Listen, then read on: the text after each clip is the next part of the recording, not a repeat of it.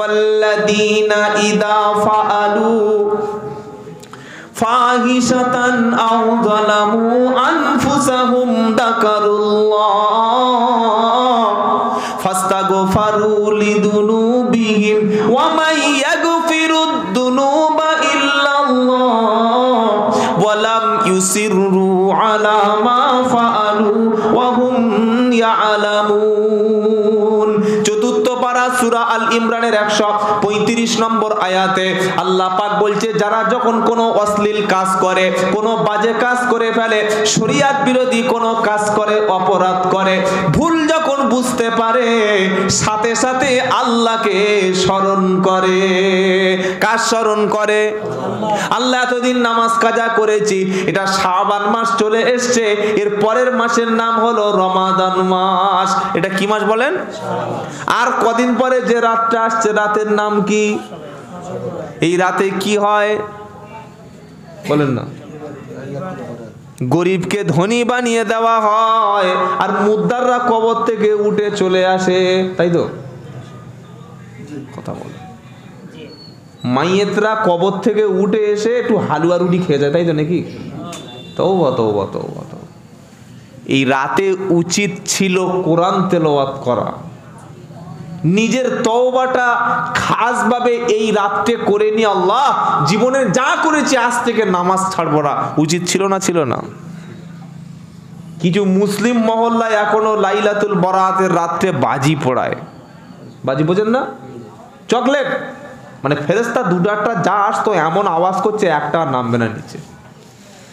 এমনও মুসলমান আছে বাপের কবর পর্যন্ত জিয়ারত করে না। আপনি আপনার বাপের কবর জিয়ারতটা ছেড়ে দিয়েছেন, আপনার ছেলেও কিন্তু আপনার কবর জিয়ারত মোটেও করবে না, এটা মনে রেখে দেবেন।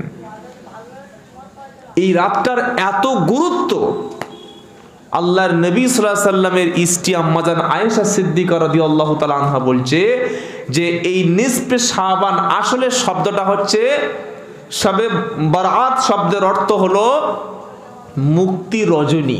কিসের রাত বলেন? মুক্তি রজনী। আমরা মনে করি ভাগ্য পরিবর্তন বা ভাগ্যের রাত, আসল শব্দ হচ্ছে মুক্তির রজনী। তো মুক্তির রজনী সম্পর্কে আম্মাজান আয়েশা সিদ্দিকা রাদিয়াল্লাহু তাআলা আনহা বলছেন, এই নিসফে শাবান বা 14ই শাবান রাতে আল্লাহ তাআলা পৃথিবীর সব ব্যক্তিকে ক্ষমা করে দেয়, শুধু দুই শ্রেণীর ব্যক্তিকে ক্ষমা করে না। দুই শ্রেণী কারা? এক নম্বর হচ্ছে যারা মুশরিক। মুশরিক বোঝেন? আল্লাহ ছেড়ে বিভিন্ন দেবদেবীকে শিরিক করে, কিংবা ডাইরেক্ট কোনো কবরে সেজদা করে, কবরে মান্নত করে, কবর পূজা করে, এরা মুশরিক, এদেরকে আল্লাহ ক্ষমা করবে না। আর দ্বিতীয় কারা? যারা হিংসুক। হিংসা আমাদের মধ্যে নাই? আছে? শাশুড়ি সারা রাত শবে বরাতের নামাজ পড়ছে, শাশুড়ি সারা রাত নফল নামাজ পড়ছে, বৌমার সঙ্গে কথা বলে না। বড় যা রমজান মাস আসলে 3 খতম 4 খতম কোরআন শরীফ পড়ছে, ছোট জায়ের সঙ্গে জীবনেই কথা বলে না। আল্লাহ ক্ষমা করবে? করবে না। আমরা মনে করি সুদ খাওয়া বড় গুনাহ, জেনা করা বড় গুনাহ, হ্যাঁ এগুলো সব বড় গুনাহ, কিন্তু মনের মধ্যে হিংসা যে আরো বড় গুনাহ, এটা অনেকে জানি না। কি লাভ আছে নামাজ পড়ে যদি মনের হিংসাটা না দূর হয়? কি লাভ আছে নামাজ পড়ে যদি প্রতিবেশীকে সকালবেলা উঠে গালাগালি করি? সকালবেলা উঠে মুরগি থেকে গালাগালি করছে, আছে না? ছাগলের থেকে গালাগালি করছে, বাচ্চা বাড়িতে এসছে তার থেকে গালাগালি করছে। আস্তাগফিরুল্লাহ। নিজের ছেলেকে শেখাচ্ছে, হয়তো কাকার বাড়িতে যাবি না, ও দিলে কিছু খাবি না, তোর চাচা যদি কিছু হাতে দেয় ছুঁড়ে ফেলে দিবি, ও আমার সঙ্গে ঝগড়া। তো এই বাচ্চাটা কি শিখছে? তো হিংসা শিখছে ভাই। ইসলাম তো হিংসার ধর্ম না। নবীকে মেরেছে, নবীকে রক্তপাত করে দিয়েছে, নবীকে না বুঝতে পেরে মেরে বেহুশ করে দিয়েছে। আল্লাহ নবী বদদোয়া করেছিলেন না দোয়া করেছিলেন? তায়েফে গেছে, প্রায় 100 কিলোমিটার দূরে মক্কা থেকে তায়েফ। আল্লাহু আকবার। খালি কলেমার প্রচারটা করতে গেছে, দাওয়াত নিয়ে গেছে। তারা তো নবীর হাতে কলেমা পড়ে মুসলমান হয়নি, উল্টে এত মার মেরেছে আল্লাহ নবী সাল্লাল্লাহু আলাইহি ওয়াসাল্লামকে, বড় বড় পাথর দিয়ে গোটা শরীরটা রক্তপাত করে দিয়েছে। এত ব্লিডিং হয়েছে, রক্তপাত হয়েছে, আল্লাহ নবী বেহুশ, সেন্সলেস। অনেকক্ষণ পর হুঁশ হলো। একজন সাহাবা, একজন ব্যক্তি তিনি জঙ্গল থেকে এক গ্লাস আঙ্গুরের শরবত এনে আল্লাহর নবীর কাছে দিলেন। নবীজি পান করলেন। পান করার পরে বললেন আলহামদুলিল্লাহ। অনেক কষ্ট, অনেক রক্তপাত হলো। জিব্রাইল চলে এসছে, এসে বলছেন, হে আল্লাহর নবী, আপনি তো অনেক কষ্ট পেয়েছেন, আপনি তো অনেক মার খেয়েছেন, আমরা এসেছি আল্লাহর পক্ষ থেকে জিব্রাইল আযাবের ফেরেশতা নিয়ে। একবার যদি আপনি বলেন এই তায়েফের সমস্ত বাসিন্দাদেরকে উল্টে শেষ করে দেব, এটা ফেরেশতাদের হাতে ক্ষমতা আছে না নাই? 1 সেকেন্ড লাগবে না। তার নাম আল্লাহ। নবীজির সঙ্গে সঙ্গে রক্ত মুছলেন। ক্ষুধার্ত নবী, আহা, বেহুশ থেকে হুঁশ হয়েছে। এত কষ্ট নবীজি পেয়েছেন, এত রক্ত নবীজি ঝরলেন, একবারও উঠে কখনো হাত তুলে বদদোয়া করলেন না। নবীজি, জিব্রাইল বলছেন, হে নবী, আপনি যদি বলেন তায়েফের পাহাড়গুলো এনে কাফেরদের চাপা দিয়ে শেষ করে দেব। আমার নবীজি বললেন না, খবরদার তাদেরকে মেরো না। নবীজি হাত তুলে দোয়া করে বললেন, আল্লাহ, তাদেরকে তুমি মারবে না, তাদেরকে তুমি ক্ষমা করে দাও। আল্লাহ, তারা আমার যে মেরেছে, অত্যাচার করেছে, তারা চেনে না যে আমি বিশ্ব নবী। আমি নবী যদি তারা চিনত, কখনো আমার উপরে অত্যাচার করতো না। আল্লাহ, তুমি তাদেরকে হেদায়েত করে দাও, তাদের হেদায়েত নসিব করে দাও। তারা যদি কলেমা পড়ে মুসলমান না হয়, একদিন না একদিন তাদের সন্তানেরা কলেমা পড়ে মুসলমান হয়ে যাবে। যদি বলুন না সুবহানাল্লাহ। আল্লাহ, এরা যদি মারা যায়, এরা যদি গজবে শেষ হয়ে যায়, তাহলে কার কাছে আমি পড়বো লা ইলাহা ইল্লাল্লাহ, লা ইলাহা ইল্লাল্লাহ, লা ইলাহা ইল্লাল্লাহ মুহাম্মাদুর রাসূলুল্লাহ সাল্লাল্লাহু। তিনি সবাইকে ক্ষমা করতেন। সুন্দরতম আখলাক ছিল দয়ার নবীজির, দিনের তরে ছিলেন তিনি অতি বড় বীর। জোরে বলুন না সুবহানাল্লাহ। আচ্ছা, একটা লোক, তার বউ একটা ভুল করেছে, এক থাপ্পড় মেরে দুটো দাঁত ফেলে দিয়েছে। এই লোকটা বিবির কাছে বীর না কাপুরুষ ভাই? ও যদি বীর হতো নিশ্চয়ই ক্ষমা করতে পারতো। নবীজি বললেন, যে ব্যক্তি কুস্তিতে অথবা মারামারি করে তার শত্রুকে হারিয়ে দেয়, বীর ও নয়। বীর হচ্ছে সে প্রচন্ড রাগ রেগে গেছে, রাগকে কন্ট্রোল করে। যে বলুন সুবহানাল্লাহ। আমরা আমাদের স্ত্রীদেরকে, পরের মেয়েকে রেগে গিয়ে কন্ট্রোল করেছি না মেরে ধুনে দিয়েছি? হ্যাঁ, বউ মারা লোক নাই, এরকম লোক পাওয়া খুব মুশকিল, তাই তো? আপনি যদি সবর না করেন, ধৈর্য যদি না রাখেন, তাহলে আপনার উপরে আল্লাহর রহমতটা হবে কি করে? সংসার চলবে কি করে? আমাদের সবরের বড়ই অভাব। আর মুমিনের একটা কোয়ালিটি হচ্ছে সবর। বলুন সুবহানাল্লাহ। সবরকারীর সঙ্গে আমার আল্লাহই থাকে। সুবহানাল্লাহ বলতে ইচ্ছা করে না? তাহলে আজ থেকে আমাদের মনের মধ্যে কোনো হিংসা বিদ্বেষ যেন না থাকে। আমাদের ভাইদের প্রতি, শত্রুর প্রতি, বন্ধুর প্রতি সবার সঙ্গে আমরা ক্ষমা করতে শিখব, বলুন ইনশাআল্লাহ। তাহলে শবে বরাতের রাতে আল্লাহ সবাইকে ক্ষমা করবে, আমাদেরও ক্ষমা করবেন, যদি আমাদের মনের মধ্যে হিংসা না থাকে। যাদের সঙ্গে যা ঝগড়া, বাড়িতে ফিরে গিয়ে ক্ষমা চেয়ে নেব ইনশাআল্লাহ। বলেন। অনেকে নিজের ভাইয়ের সঙ্গে কথা বলে না, আছে না নাই? অনেক হতভাগা নিজের বাপের সঙ্গে কথা বলে না। আহা, নিজের বড় ভাই যে খেটে খেটে গোটা জিন্দেগিটা শেষ করে ফেলেছে, এই বড় ভাইয়ের সঙ্গে দেখা হলে মুখটা ঘুরিয়ে নেয়। এই ব্যক্তি যদি শবে বরাতে কাঁদে, আল্লাহ ক্ষমা করবে? করবে না। নিজের বাপকে জীবনে বাপ বলে ডাকে না, আর বাড়িতে মিলাদের দিন হুজুরের জন্য এতটা ফল কেটে দিয়েছে, আল্লাহ ক্ষমা করবে কি? একটু ভাববেন। সবচাইতে বড় পীর সন্তানদের কাছে আব্বা এবং আম্মা। বলুন সুবহানাল্লাহ। নিসফে শাবানের রাতে আল্লাহ সবাইকে ক্ষমা করে দেবে। এই মাসে নফল নামাজ, নফল ইবাদত, আল্লাহর নবী সবচাইতে বেশি যেটা করতেন সেটা নফল রোজা। সুবহানাল্লাহ বলে। আম্মা জান আয়েশা সিদ্দিকা রাদিয়াল্লাহু তাআলা আনহা তিনি বলেছেন, আল্লাহর নবী রমজান মাসের পরে সবচাইতে যে মাসে বেশি রোজা রাখতেন ওই মাসটার নাম হচ্ছে শাবান মাস। আমরা তো অনেকে দুটো তিনটে একটা রাখি। আম্মা জান আয়েশা সিদ্দিকা রাদিয়াল্লাহু তাআলা আনহা তিনি বলেছেন, বিশ্ব নবী শাবান মাসে প্রায় গোটা মাস তিনি রোজা রাখতেন, কখনো 20টা, কখনো 10টা, কখনো 15টা রোজা রাখতেন। রমজানের পরে সবচাইতে বেশি রোজা আল্লাহর নবী শাবান মাসে রাখতেন, কারণ এই মাসটা হলো প্রস্তুতি নেওয়ার মাস। আমরা অনেকে গিয়ে 3টে রোজা করি, 3টে রোজা করি আর বলি এটা শবে বরাতের রোজা। ভাই শবে বরাতের জন্য স্পেশাল ভাবে কোনো রোজা ইসলামে করতে নির্দেশ দেয় নাই। তবে আল্লাহর নবী কি করতেন? কখনো 3টে, কখনো 5টা, কখনো 10টা বেশি করে করতেন। আপনার যদি রোজা করার মতো শরীর আল্লাহ ক্ষমতা দেয়, 3টে কেন, বেশি করে করতে পারেন, 2টোও করতে পারেন, 1টা করতে পারেন। আগামীকাল থেকেও শাবান মাসে রোজা রাখতে পারেন। কথা মনে থাকবে ইনশাআল্লাহ। যত বেশি নফল ইবাদত আমরা করব তত বেশি আল্লাহর নৈকট্য অর্জন করতে পারবো। বলুন না সুবহানাল্লাহ। যদি কারো তাহাজ্জুদ নামাজ প্রতিদিন পড়ার অভ্যাস থাকে, এই শাবান মাসের 14ই শাবান ক্ষমার রাতও আমরা তাহাজ্জুদ পড়ব ইনশাআল্লাহ। আল্লাহ তাআলা প্রত্যেক রাতে আরশ থেকে প্রথম আসমানে মুমিন ব্যক্তিকে ক্ষমা করার জন্যই নেমে আসেন। জোরে বলুন না সুবহানাল্লাহ।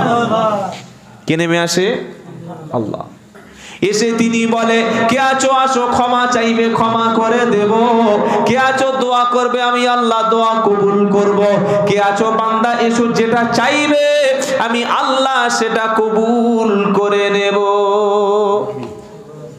হাদিস বুখারী শরীফের। আল্লাহ তাআলা প্রত্যেক রাতের শেষ অংশে তাহাজ্জুদের সময় আরশ থেকে প্রথম আসমানে নেমে আসে।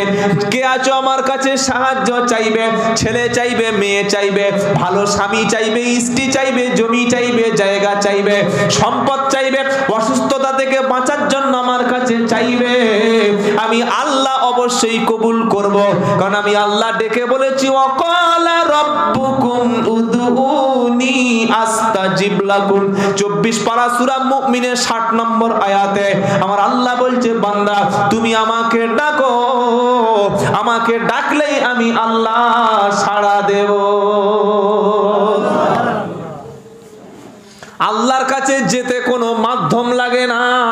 মদ খেয়েছেন, চুরি করেছেন, সুদ খেয়েছেন, ঘুষ খেয়েছেন, পাড়ার কোনো লোকের ডেকে মিলাদ দিতে হবে না। রাত যখন গভীর হবে, সবাই যখন ঘুমিয়ে যাবে, গোসল করে ওযু করে নতুন পোশাকটা পরে নামাজের পাটি পেতে দিয়ে তাওবা করো, 2 রাকাত নামাজ পড়ো, কেঁদে বলো, রব্বানা এতদিন যেটা করেছি রাস্তাটাকে ছেড়ে দিলাম, আর জীবনে কখনো তোমার সাথে নাফরমানি করব না, আর জীবনে কখনো কবিরা গুনাহ করব না। আল্লাহ পাক বলছে, ইন তাজতানিবু কাবাইরা মা তুনগাউনা আনহু নুকাফিরু আনকুম সাইয়্যাতিকুম ওয়া নুদখিলকুম মুদখালান কারীমা। এটা 5 পারার 2য় পৃষ্ঠা সূরা নিসার 31 নম্বর আয়াতে আল্লাহ পাক বলছে, বান্দা বড় বড় যে পাপগুলো আছে, যে পাপগুলো করলে আল্লাহ অসন্তুষ্ট হয়, আমি আল্লাহ যে পাপ করতে নিষেধ করেছি, আল্লাহ নবী বলছেন তোমরা 7টা বড় পাপ থেকে বেঁচে থাকার চেষ্টা করবে। আমি আল্লাহ নবী কথা দিলাম, 7টা কবিরা গুনাহ যে ব্যক্তি করবে না, আর সাথে সাথে 5 ওয়াক্ত নামাজ, রমজানের রোজা, এবং আমি আল্লাহর উপরে ঈমান আনবে, বিশ্বাস করবে, লোকটি মরে যাওয়ার পর আমি আল্লাহ সাথে সাথে যে কোনো জান্নাত দিয়ে তাকে খুশি মতো জান্নাতে প্রবেশ করাবো। হুকুম কটা? 3টি।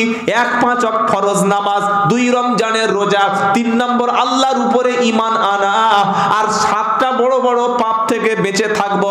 1 নম্বর আল্লাহর সঙ্গে শিরিক না করা, 2 নম্বর হচ্ছে সুদের মাল না খাওয়া, সুদের সঙ্গে কোনো সম্পর্ক যেন আমাদের না থাকে, সুদের সঙ্গে সমস্ত সম্পর্ককে ত্যাগ করব।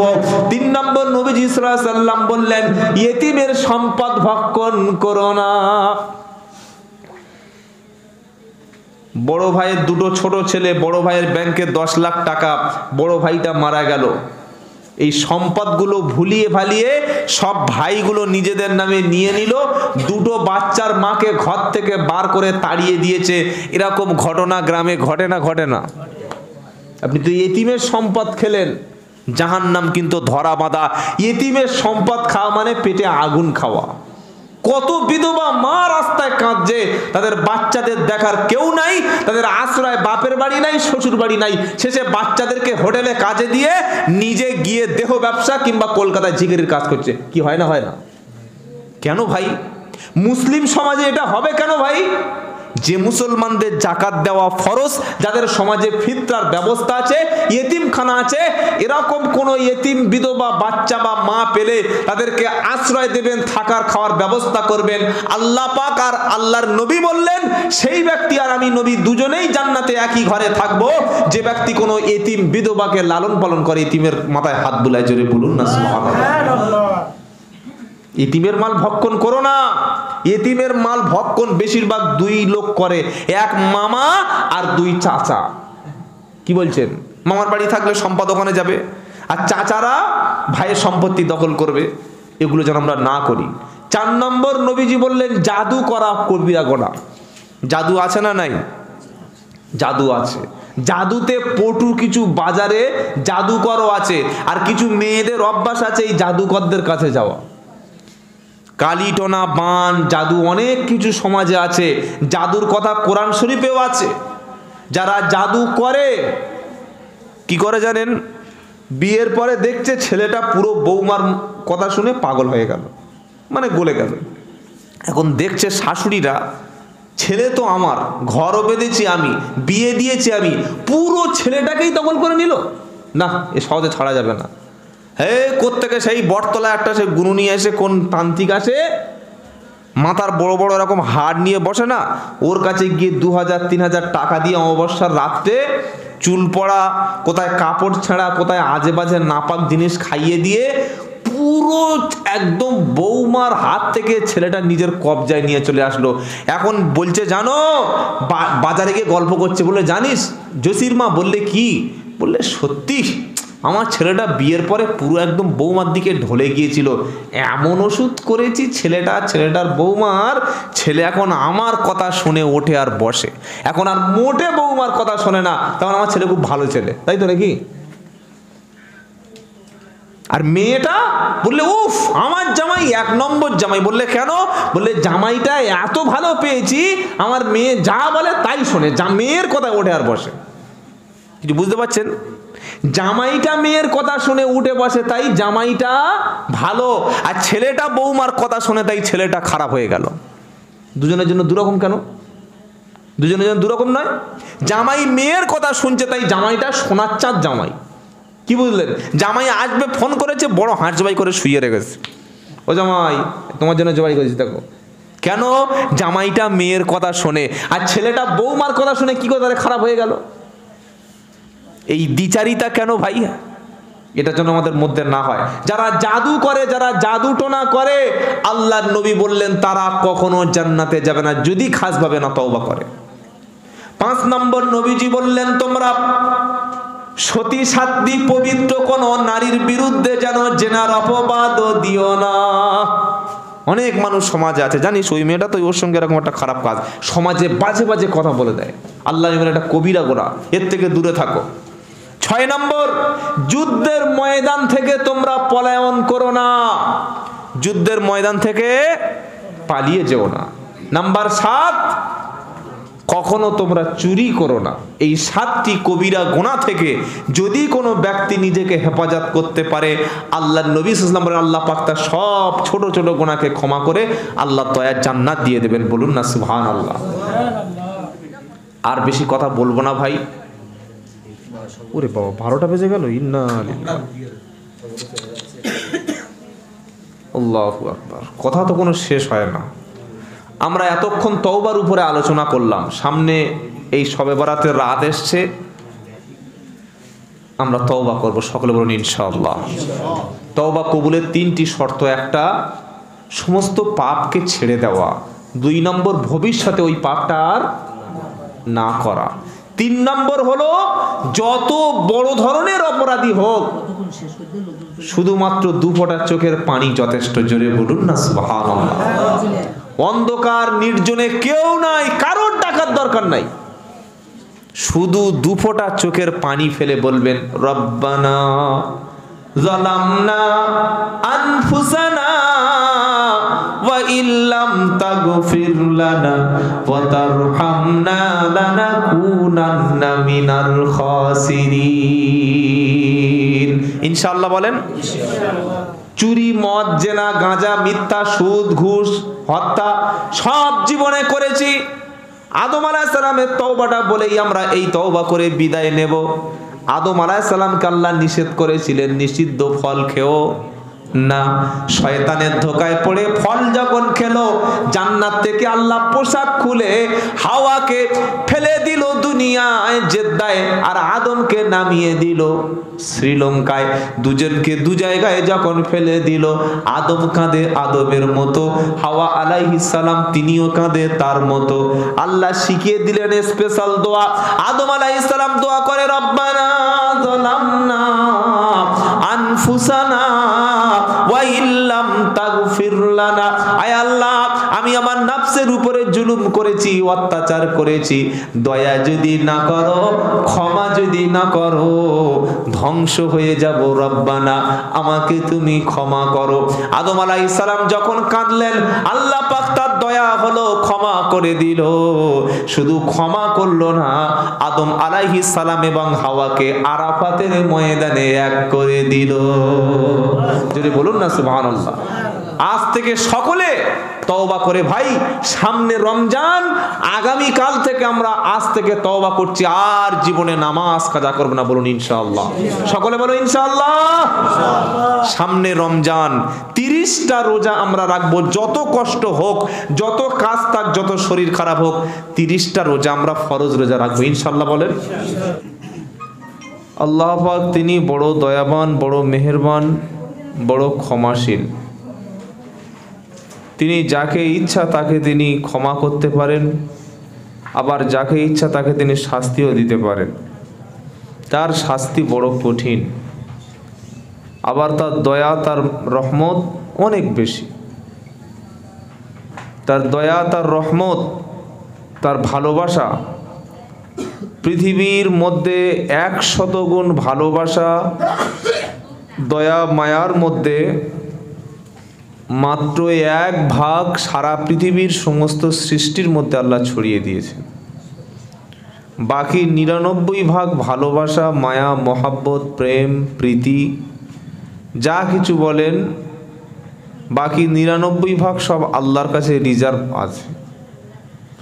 সেই 1% ভালোবাসার মধ্যে আদম আলাইহিস সালাম থেকে আজ পর্যন্ত যত মানুষ, যত প্রাণী এসছে, যা কিছু পেয়েছে, তার মধ্যে আমরাও পেয়েছি। এই ভালোবাসায় স্বামী স্ত্রী, স্ত্রী স্বামীর, বাপ ছেলে, ছেলে মেয়ের একে অপরের প্রতি পাগল। আছে না ভালোবাসা? আছে। যে আল্লাহ পাক 99 ভাগ তার কাছে রিজার্ভ করে রেখেছেন, সেই আল্লাহর ভালোবাসার কোনো শেষ নাই। বলুন সুবহানাল্লাহ। আল্লাহ কাদেরকে বেশি ভালোবাসেন তিনি পবিত্র কোরআনে অনেক শ্রেণীর নাম উল্লেখ করেছেন। প্রথম হচ্ছে যারা তওবা করে, ফিরে আসে, এবং যারা পাক পবিত্র, আল্লাহ তাদেরকে অনেক বেশি ভালোবাসেন। বলুন সুবহানাল্লাহ। গুনামাখা চেহারা, গুনামাখা শরীর, অপরাধ করে করে বান্দা যখন ভুল বুঝতে পেরে ফিরে আসে আল্লাহ পাকের কাছে, সেই ব্যক্তির আল্লাহর কাছে যখন তাওয়াব হয়ে যায়, আল্লাহ পাক তার তাওবাকে কবুল করে সেই ব্যক্তির সমস্ত গুনাহকে মাফ করে দেয়। বলুন সুবহানাল্লাহ। তো আজকের আমরা যতক্ষণ সময় থাকবো এখানে তাওবার উপরে আলোচনা করব ইনশাআল্লাহ। সূরা তাওবার মধ্যে 112 নম্বর আয়াতে আল্লাহ তাআলা মুমিন ব্যক্তি, ইমানদার ব্যক্তির মধ্যে 8টা গুণ বা কোয়ালিটি থাকা দরকার। সেই কোয়ালিটিগুলো কি কি আল্লাহ তাআলা তিনি বর্ণনা করেছেন। একজন ব্যক্তি ইমানদার হতে গেলে, মুমিন হতে গেলে তাকে 8টা কোয়ালিটি লাগবে। কটা কোয়ালিটি? 8টা কোয়ালিটি বা গুণ। এই গুণগুলোর মধ্যে 1 নম্বর হচ্ছে তওবা। 1 নম্বর কি বলুন? তওবা। আমরা অনেকে মনে করি বা অনেকে এটা করি বটে, জলসায় বসে তওবা আস্তাগফিরুল্লাহ, তওবা আস্তাগফিরুল্লাহ, আর জীবনে ভুল করব না, আবার তার পরের দিন সেই যা কি তাই। এটা প্রচলিত তওবা, কিন্তু আক্ষরিক অর্থে কোরআন হাদিস অনুযায়ী এটা তওবা হলো না। তো সূরা তাওবার মধ্যে মুমিনের কি কি গুণ আছে আল্লাহ তাআলা বলছেন, আত-তাইবুনাল আবিদুনাল হামিদুনাস সাইহুন আস-সাইহুনার রাকিউনাস সাজিদুন আস-সাজিদুনা ওয়াল আমিরুনা বিল মা'রুফি والناهون عن المنكر والحافظون لحدود الله وبشر المؤمنين। আল্লাহ পাক বলছেন ইমানদার মুমিনের বৈশিষ্ট্য হলো 8টা। একজন ইমানদার ব্যক্তি, যার জন্য আল্লাহ তাআলা জান্নাতের সুসংবাদ রেখেছেন, মরণের পরে যার সুখের কোনো শেষ নাই। মরণের পরে মানুষের আর কোনোদিন মরণ হবে না, মানুষ একবারই মরে। অনেক মানুষ মনে করে যে যা লোকটা মরে গেল, ঝামেলা চুকে গেল, বলে না? আবার অনেক ছেলে আছে, অনেক মেয়ে আছে সুসাইড করে, আত্মহত্যা করে তো। অনেক ব্যবসায়ী ব্যবসা করতে গিয়ে লস খেয়ে গেলে আত্মহত্যা করে। অনেক মানুষ চাষ করতে গিয়ে ভালো ফসল না হলে আত্মহত্যা করে। অনেক ছেলে অনেক মেয়েকে ভালোবেসে শেষে পায় না, যা গলা দড়ি দিয়ে চলে যায়, যা হয় হল, তাই তো নাকি? হয় না? তো লাভটা কার হলো? যে মারা গেল সে কি আর পৃথিবীতে ফিরে আসবে? আসবে না। আপনি যে কারোর জন্য জীবন দিলেন, জীবনের ক্ষতি করলেন, তো আপনার নিজের ক্ষতি নিজে করে দিলেন। অনেক এরকম দেখি ব্লেড দিয়ে হাত চিরে ফেলে, কত বড় মূর্খতা। অনেক মানুষ আছে আবার ঝগড়া করে খাওয়া পর্যন্ত বন্ধ করে দেয়, 2 দিন 3 দিন 4 দিন খায় না। কী রকমের পাগলা! ঝগড়া হলো, খাবি না কেন? রাগ দেখাচ্ছে। তো রাগ দেখে তো লাভ নাই, রাগ দেখে লাভ আছে? লাভ নাই। তো আমরা মারা যাব একবার, এরপরে আর মরণ হবে না, এরপরে আর মরণ হবে না। দুনিয়ায় শরীর পুড়ে গেলে মানুষ মারা যায়, দুনিয়ায় মানুষ কারেন্টে ধরলে মারা যায়, নাকি কারেন্টে ধরলে লোক সারা জীবন বেঁচে থাকবে? মারা যায়। বিষ খেলে বডি ভালো চাঙ্গা হয়, নাকি? মারা যায়। বিষ খেলে মারা যায়, রেলে মাথা দিলে মারা যায়, গলায় দড়ি দিলে মারা যায়, বিভিন্ন মরার পদ্ধতি আছে। কিন্তু আখেরাতে মানুষ মরতে চাইবে, তখন মরণ আর হবে না। এজন্য মৃত্যু কখনো আল্লাহর কাছে চাইতে নাই, আল্লাহ তুলে নাও। অনেক লোক বলে না, বিশেষ করে বাড়ির মেয়েরা, তো আল্লাহ তুলে নাও। তো তুলে কোথায় নেবে? ছাদের উপরে না আসমানে? যদি উঠে যাও আল্লাহর কাছে, আর তো ফিরে আসবে না। একবার যদি কেউ টপকে যায় ওপারে, আর ফিরে আসার রাস্তা নাই।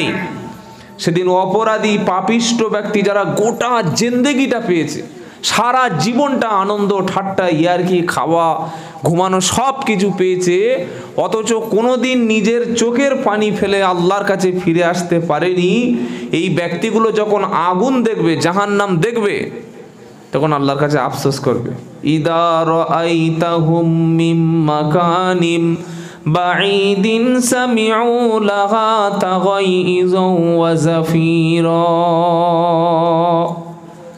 সূরা ফুরকানের 12 নম্বর আয়াতে আল্লাহ পাক বলেন, কিয়ামতের বিচারের মাঠে জান্নাতি ব্যক্তিগুলোর বিচারের পরে জান্নাতি ব্যক্তিরা যখন জান্নাতের দিকে চলে যাবে, অপরাধী ব্যক্তিগুলি যখন বুঝতে পারবে আজ আমাদের আর কোনো বাঁচার রাস্তা নাই, বাঁচানোর কোনো লোক নাই, আমাদের পক্ষে কথা বলার মতো কোনো লোক নাই, সেদিন আগুন যখন দেখতে পাবে, জাহান্নামের আগুন সেদিন চিৎকার করতে থাকবে, আগুন সেদিন জাহান্নামে ফেটে পড়তে চাইবে। এই জাহান্নামী ব্যক্তিগুলিকে এবার জাহান্নামে ছুঁড়ে ছুঁড়ে ছুঁড়ে ফেলে দেওয়া হবে। ইদা উলকু মিনহা মাকানান দাইকাম মুকাররানিনা দাউ হুনালিকা সুবুরা। পাপিষ্ঠ ব্যক্তিগুলিকে হাত বেঁধে পা বেঁধে শরীরের অঙ্গ প্রত্যঙ্গগুলো বেঁধে জাহান্নামের আগুনে যখন ছুঁড়ে ফেলা হবে, জাহান্নামী ব্যক্তিগুলি সেদিন বলবে, রব্বানা, আপনার কাছে মৃত্যু কামনা করছি, আল্লাহ আমার জীবনটা আপনি তুলে নিন, আযাব সহ্য করতে পারছি না, জাহান্নামের প্রচন্ড কষ্ট সহ্য করতে পারছি না। আল্লাহ পাক সেদিন বলবে, লা তাদউল ইয়াউমা সুবুরাও ওয়াহিদাও আদউ সুবুরান কাসীরা। একবার নয়, দুইবার নয়, বারবার যদি মৃত্যু কামনা করো, মৃত্যু আরো কখনো হবে না। সেজন্য মৃত্যু একবার, মৃত্যু একবার। মরার আগে আমরা সব সময় পাক পবিত্র অবস্থায় থাকবো, বলুন ইনশাআল্লাহ।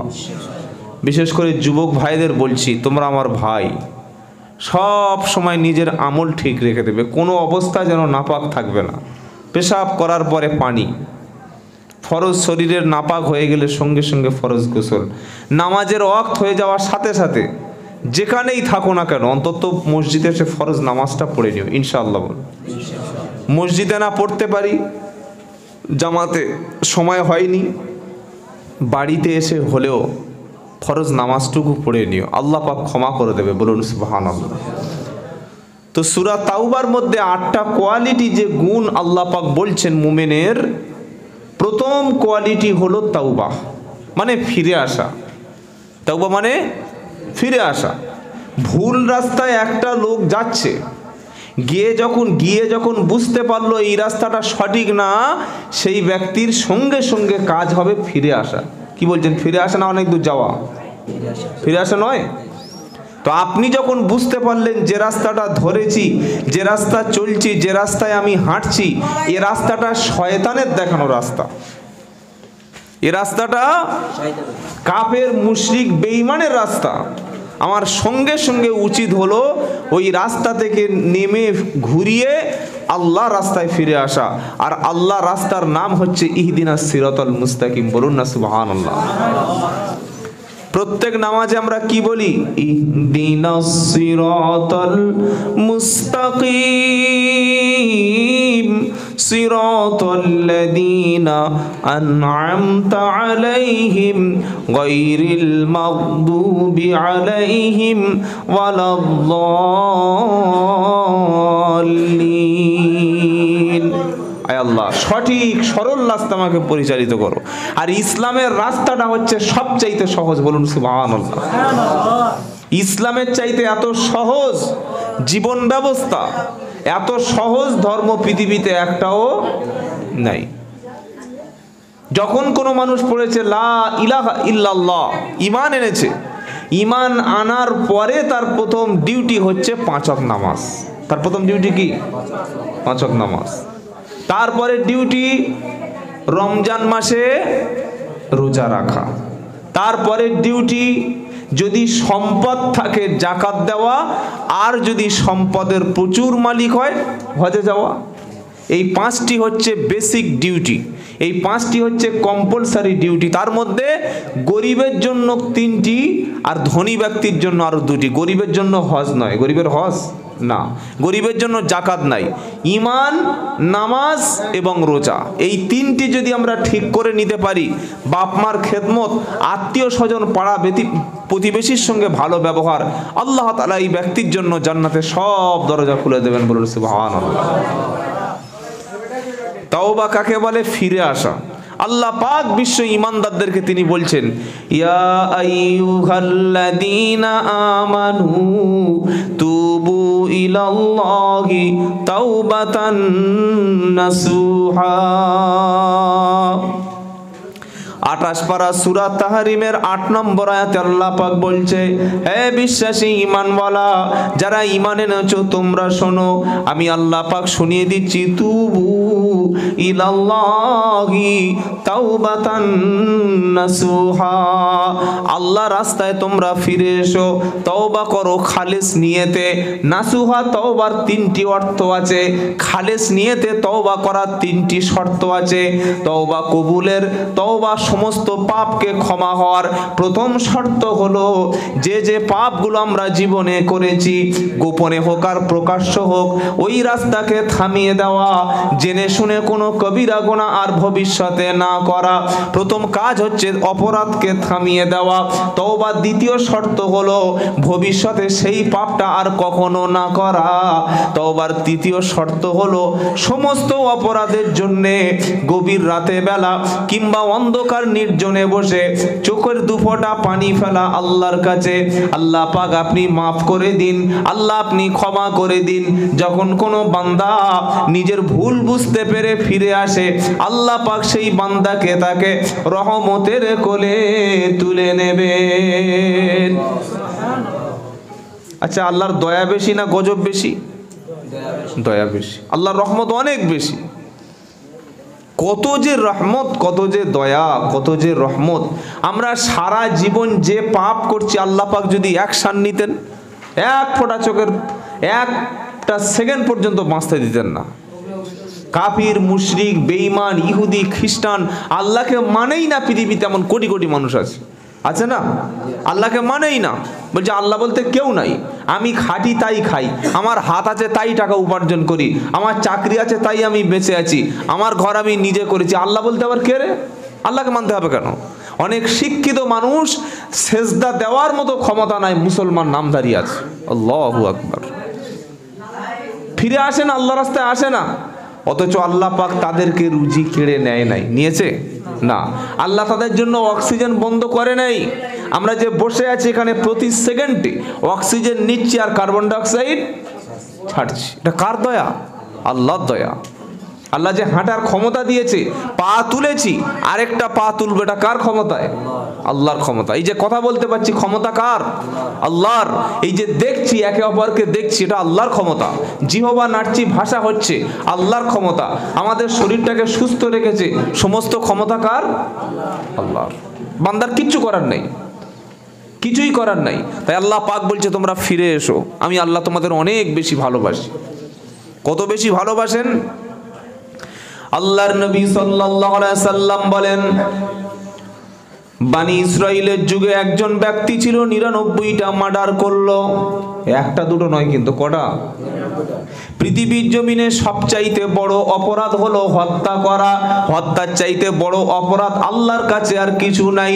মান কতালা নাফসাম মাইয়াকতুল মুমিনান মুতাআম্মিদান ফাজাযাউহু জাহান্নামা খালিদান ফিহা। সূরা নিসা 93 নম্বর আয়াতে আর আল্লাহ পাক শুনিয়ে দিচ্ছে, বান্দা শুনে রাখো, যদি কোনো ব্যক্তি কোনো মুমিন মুসলমানকে হত্যা করে, আপনার ভাইকে বিনা কারণে আপনি হত্যা করছেন, আপনার মতের সঙ্গে মিলছে না, কিংবা আপনার বিরোধী রাজনীতি করে, অথবা কথা কাটাকাটি হতে হতে, কোনো একটা কথা বলতে বলতে ঘর থেকে দা এনে, অস্ত্র এনে, কুড়ুল এনে, বন্দুক এনে, বোম এনে সবচাইতে বেশি মুসলমানকে হত্যা করে। অন্য কোন জাতি কিন্তু এত বোকা না। সবচাইতে মারামারিতে মুসলমান ফার্স্ট। কি বলছেন আপনারা বলুন? মারামারির দিক থেকে 1 নম্বরে, কথার আগে বাঁশ নিয়ে তেড়ে যাবে। এটা অন্য কোনো জাতির মধ্যে এত অশান্তি করে না। তারা হিসেব করে চলে, বুঝে চলে। এই ভুলটা কেন জানেন? আমাদের মুসলিম কমিউনিটির যে শিক্ষাটা দরকার ছিল, প্রত্যেকটা সন্তানকে যে শিক্ষা দেওয়া বাধ্যতামূলক ছিল, কোরআন শিক্ষা এবং দ্বীন শিক্ষার সাথে সাথে জেনারেল শিক্ষা, এই শিক্ষা থেকে আমাদেরকে পিছিয়ে রাখা হয়েছে। শিক্ষা থেকে পরিকল্পিতভাবে মুসলমান কমিউনিটিকে পিছিয়ে দেওয়া হয়েছে, পুরো প্ল্যান করে। শহর কেন্দ্রিক বড় বড় স্কুল, বড় বড় কলেজ, ইউনিভার্সিটি আছে, কিন্তু গ্রামের দিকে কোথায়? আর এখন যে স্কুলগুলো আছে, যে শিক্ষার যেগুলো আছে, লেখাপড়া কিচ্ছু হয় না, পুরো শিক্ষাটা ধ্বংস। এই যে মুসলমানকে যতদিন মূর্খ করে রাখা যাবে, মুসলমানদেরকে যতদিন পর্যন্ত পিছিয়ে রাখা যাবে, মুসলমানদেরকে যতদিন শিক্ষা থেকে পিছিয়ে রাখা যাবে, ততদিন এই মুসলমানরা মারামারির মধ্যে লিপ্ত থাকবে। সেজন্য যুবক ভাইরা, কখনো এমন কোনো সিদ্ধান্ত নিও না যে তোমার দ্বারায়, তোমার হাতের দ্বারায়, তোমার মুখের দ্বারায় কোনো ব্যক্তি কষ্ট পায়। তোমার আচরণ যেন ফেরাউন নমরুদের মতো হয় না, তোমার আচরণ যেন কাফের মুশরিক বেঈমানের মতো হয় না। প্রথমে আমাকে ঠিক করে নিতে হবে যে আমি একজন আল্লাহর গোলাম, আমি একজন আল্লাহর গোলাম, আল্লাহর দাস। আমি কোনো বান্দার দাস নই, আমি কোনো দলদাস নই, আমি কোনো ব্যক্তির দাস নই। আমি যখন আল্লাহর দাস, আল্লাহর সিদ্ধান্তের বাইরে আমি কিছু করতে পারবো না। এটা আমাকে সিদ্ধান্ত করে নিতে হবে। 99টা মার্ডার করার পরে লোকটি ভাবলো এখন তওবা করতে হবে, ফিরে যেতে হবে। লোকটি একজন খ্রিস্টানের ধর্মগুরু পাদ্রীর সঙ্গে দেখা হলো। দেখা হওয়ার পরে বলল, পাদ্রী সাহেব, আমি তো তওবা করতে চাই, ফিরে আসতে চাই, তবে 99টা মার্ডার করেছি, এখন আমার অপরাধটা ক্ষমা হবে কি না? খ্রিস্টান পাদ্রী বলল, না না, মার্ডার করলে তো ক্ষমা হয় না, তার উপরে 99টা মার্ডার, এর কোনো ক্ষমা নাই। কিন্তু ইসলাম ধর্ম এত উদার, এত বড় ধর্ম, খ্রিস্টান ধর্ম বলে দিয়েছে না, 99টা মার্ডারকারীর ব্যক্তির শাস্তি হলো জাহান্নাম। আল্লাহ পাক কোরআনে বলে দিয়েছে, মাইয়াকতুল মুমিনান মুতাআম্মিদান ফাজাযাউহু জাহান্নামা খালিদান ফিহা। যদি কেউ কোনো মুমিন মুসলমানকে হত্যা করে, অনেক মুসলমান টাকার জন্য বিবির গায়ে হাত দেয়, অনেক মুসলমান বারবার কন্যা সন্তান হলে নিজের স্ত্রীকে পর্যন্ত হত্যা করে দেয়, অনেক মুসলমান জমি জায়গা নিয়ে নিজের ভাইকে হত্যা করে, অনেক মুসলমান জমি জায়গা নিয়ে নিজের মায়ের পেটের ভাইকে হত্যা করে। আল্লাহ পাক শোনাচ্ছে, মাইয়াকতুল মুমিনান মুতাআম্মিদান ফাজাযাউহু জাহান্নাম। যদি কেউ কোনো মুসলমানকে হত্যা করে, এই হত্যাকারীর শাস্তি হলো জাহান্নাম। যদি মৃত্যুর আগে সে খাসভাবে তওবা না করে, চোখের পানিটা আল্লাহর জন্য ফেলে যদি কখনো আল্লাহর কাছে না ফিরে আসে, তার জায়গা হলো জাহান্নাম। গতকাল এই ব্যারাকপুরে একটা 8 বছরের বাচ্চাকে তার মা এরকম হাতুড়ি দিয়ে আর ধারালো অস্ত্র দিয়ে বটি দিয়ে হত্যা করেছে। ক বছরের বাচ্চা? অনেকে শুনে মনে করে কি বলছে, বলছে এটা সত্যি। আজকের পেপারেই দিয়েছিল। কেন জানেন? শুনলে মাথার ঘি এখন গরম হয়ে যাবে। কেন হত্যা করেছে? ওই মেয়েটি আরেকটা মেয়ে ছেলে পছন্দ, দুজনে সমকামী, দুজনে সমকামী। মানুষের চাহিদা হলো একটা পুরুষ একটা নারীর দেখলে আকৃষ্ট হয়, একটা নারী একটা পুরুষের দেখলে আকৃষ্ট হয়। কিন্তু এই নারী তার স্বামী আছে, স্বামীর আর পছন্দ নয়, ও আরেকটা নারীর সঙ্গে থাকতে চায়। চিন্তা করতে পারছেন কোন যুগে বাস করছি? তার বাচ্চা দেখে ফেলে বাবার সঙ্গে বলে দিয়েছে, মা ওই বাচ্চাটাকে গলা টিপে হত্যা করে বডি দিয়ে টুকরো টুকরো করে দিয়েছে। আপনি কোথায় যাবেন বলুন? সেজন্য ছেলেদের বলছি, খুব সাবধানে থাকবেন।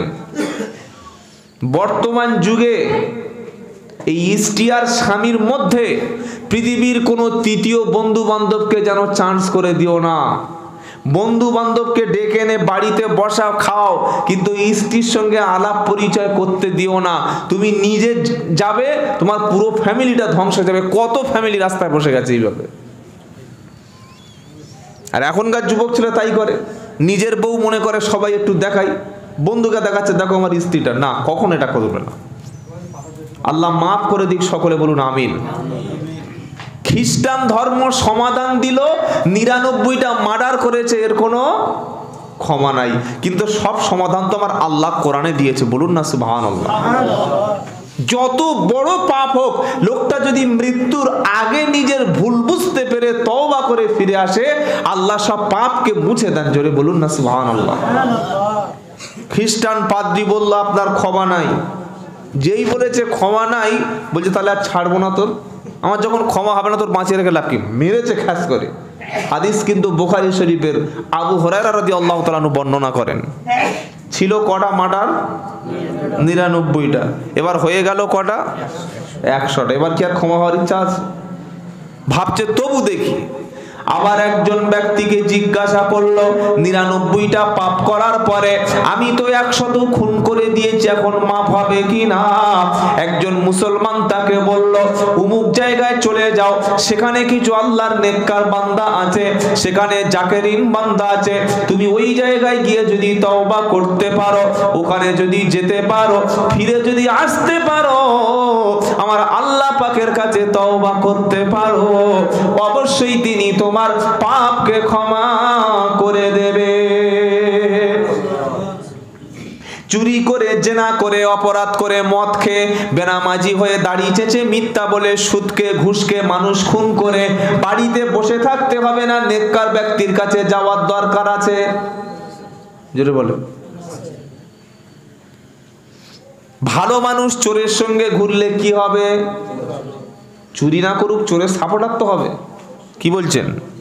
কেউ যদি মদখোরের সঙ্গে 1 বছর ঘুরে, আস্তে আস্তে লোকটা সুফি সাহেব হয়ে যাবে, তাই তো? হালকা মাঝে মাঝে খাওয়ার অভ্যাস হবে না? হবে না? হবে না? কেউ যদি ফুটবলারদের সঙ্গে ঘরে ভালো গোল না করতে পারে, অন্তত পা দিয়ে মারতে পারবে, পারবে না? ক্রিকেটারের সঙ্গে বছর খানে ঘুরলে বিরাট কোহলি না হতে পারে, অন্তত বল দুটো একটা ঘুরিয়ে করার মতো ক্ষমতা থাকবে। তো জীবনে যদি কখনো বাঁচতে হয়, খারাপ মানুষের সঙ্গটা ছেড়ে দাও।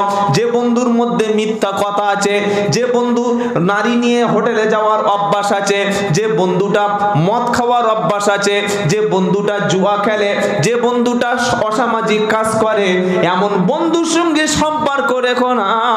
এটা তোমার কখনো বন্ধু না, এটা হলো তোমার শত্রু।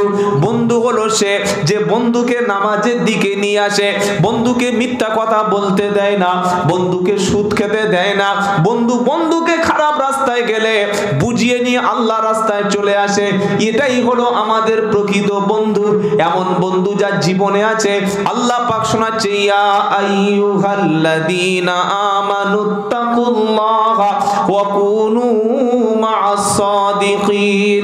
11 পারা সূরা তাওবার 119 নম্বর আয়াতে আল্লাহ পাক শোনাচ্ছে, বিশ্বাসী ঈমানওয়ালা, আল্লাহকে ভয় করো, ওয়া কুনু মা'আস সাদিকিন, সত্যবাদীদের সাথে থাকো, সত্যবাদী হাক্কানি ব্যক্তিদের সাথে থাকো, যার সঙ্গে মিশলে তোমার নামাজ কাজা হবে না, যার সাথে মিশলে তোমাকে কখনো চুরির কাছে নিয়ে যাবে না, তোমাকে লটারি পর্যন্ত নিয়ে যাবে না, হারাম কোন নারীর সঙ্গে তোমার সম্পর্ক তৈরি হবে না।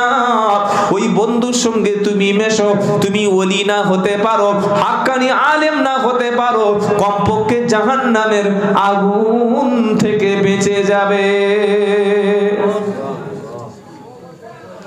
আপনি ভেবে নেন যে কাদের সঙ্গে চলবেন, কাদের সঙ্গে চলছি আমরা ভাই। যাদের সঙ্গে ঘুরছি চলছি, একটা লোকও যদি নামাজ না পড়ে আমি কি করে ভালো হব? 1 বস্তা পচা আলুর ভিতরে একটা ভালো আলু যদি থাকে, পুরো টাটকা থাকবে না? থাকবে তো? 500 মদখোরের মধ্যে যদি আমার হযরত যদি বছর 5 থাকে, কি হবে? ভালো অত সহজে থাকা সম্ভব না যদি আল্লাহ তাকে এটা রক্ষা করে। দেখবেন যে এলাকায় মায়েদের মধ্যে পর্দা বেশি, সেই এলাকায় আলেম বেশি। সুবহানাল্লাহ বলতে ইচ্ছা করে না? কি বলছেন? যে এলাকায় মায়েরা পর্দার সঙ্গে চলে, সেই এলাকায় আল্লাহ আলেম বেশি দেয়। কেন? এই পেট, এই গর্ভটা বড় পবিত্র জিনিস। কথা বুঝতে পেরেছেন না পারেন নাই? যে এলাকায় মদ মাতালের সংখ্যা বেশি, যে এলাকায় জেনা ব্যভিচারের সংখ্যা বেশি, সেই এলাকায় কখনো আল্লাহর রহমত হয় না। তাই আমাদের পরবর্তী প্রজন্ম বাঁচানোর জন্য প্রথমে যেটা তৈরি করতে হবে, বেশি বেশি করে সমাজে আলেম ওলামা তৈরি করতে হবে। আলেমরাই হচ্ছে আমাদের সম্পদ, বলুন না সুবহানাল্লাহ। যদি আমরা ঘরে ঘরে হাফেজ আলেম তৈরি করতে পারি, সুদের বিরুদ্ধে, মদের বিরুদ্ধে, জেনার বিরুদ্ধে, চুরির বিরুদ্ধে, সমাজের সমস্ত খারাপ কাজের বিরুদ্ধে ডাক্তার, মাস্টার, ইঞ্জিনিয়ার জীবনেরা বলবে না। বলবে? আর বললে শুনবে কে? ডাক্তার যদি রোগীর হাত ধরে বলে, ভাই তওবা করো, সুদ খাবো না, শুনবে? শুনবে না। মাস্টার যদি বলে এই ছেলেরা মদ খাস না, তুই যা বাবা যাকে ক্লাস কত কথা কে শুনবে। কিন্তু একটা ইমাম সাহেব যখন বলবে, একজন আলেম যখন বলবে, শুনুক আর নাই শুনুক, অন্তত কথাটা একটু রিয়াক্ট হবে, বাড়িতে ভেবে দেখবে। সেজন্য আমাদের আলেম তৈরি করতে হবে। নিয়ত করুন আমাদের প্রত্যেকটা সন্তান যেন আলেম তৈরি করতে পারে ইনশাআল্লাহ। বলেন 100 মার্ডার করে পাগলের মতো হয়ে গেছে, কিভাবে আমি আল্লাহর কাছে মাপ চাইবো? ও ভাবছে আমার ক্ষমাই হবে না। বলে যাও অমুক জায়গায় একটা জাকরিন বান্দা আছে, সেখানে চলে যাও। যাচ্ছে, যেতে যেতে যেতে যেতে বেশ কিছুক্ষণ গেছে, আর ওই সময় আল্লাহ পাক মালাকুল মউতকে তার কাছে পাঠিয়ে দিয়েছে। আজরাইল আসার সময় ফোন টোন করে আসবে, তাই তো নাকি? ফোন করবে না? একটা ফোনে একটা মেসেজ আসবে তো, যে শুক্রবার রাত 10টায় সেলিমের বাপের কাছে আসছি, রেডি হয়ে গোসল হয়ে বসে থেকো, তাই তো? ফোন নাই, মেসেজ নাই, সিগন্যাল নাই, বিনা সিগন্যালে আসবে, ধরবে আর উপরে নিয়ে যাবে। তার নাম হচ্ছে আল্লাহ। তার নাম কি? আল্লাহ। কোনো সিগন্যাল দেয় না, কোনো সিগন্যাল নাই। হঠাৎ লোকটা চলছে, বুক যন্ত্রণা, পানিতে 5 মিনিট পরে সে ব্যাস। কি হলো? উসমান চাচা মরে গেছে। কি করে মরে গেল? সকালবেলা একসঙ্গে বসে বিড়ি খেল, মরে গেছে। সকালে একসাথে বসে কি হয়েছে? বিড়ি খেয়েছে, মরে গেছে। আহা, এর নাম হচ্ছে মৃত্যু। আসার সিরিয়াল আছে, যাওয়ার সিরিয়াল নাই। সবে দাড়ি চেঁচেছে, একদম পুরো চকচক চকচক করছে, প্লাস্টারের মতো। কেন? ছোট শালির বিয়েতে যাবে, 1,500 টাকার প্যান্ট কিনে, একদম গেঞ্জি কিনে পরেছে, না মনে হয় সবে নতুন বিয়ে করেছে, 42-এর মাল। 3 ছেলের বাপ এমন ড্রেস পরেছে, মাথা খারাপ। হঠাৎ যেতে যেতে বাইক নিয়ে ওই সবে বিথারি বাজারটা পার হয়েছে, পেছন থেকে হ্যাক করে এসে মেরেছে, 407 মেরে দিল, উল্টে পড়ে আছে। এগুলো আল্লাহ করতে পারেন না? পারেন না? আপনি জানেন না যে ওখানে গেলে আপনার মৃত্যু হবে। ওর বউ বারবার বলছে হেলমেট, হেলমেট। আজ 20 বছর বাইক চালাচ্ছি, হেলমেট কি হবে? হেলমেট সরকার বা কোম্পানি যারা করেছে, এটা আপনার মাথায় চাপিয়ে দেয়নি, এটা সেফ, এটা নিরাপত্তা। তো সেজন্য আমার যুবক ভাইরা যারা তোমরা বসে আছো, আমরা যারা এসেছি, সব সময় আমরা তৈরি থাকবো। আল্লাহ যখন ডাকবে তখন চলে যাবো, বলুন ইনশাআল্লাহ। তৈরি থাকবো কি করে? হাতে একটা ছুরি নিয়ে বসে থাকবো, তাই তো? আজরাইল আসলে হ্যাক করে মারবে, তাই হবে না?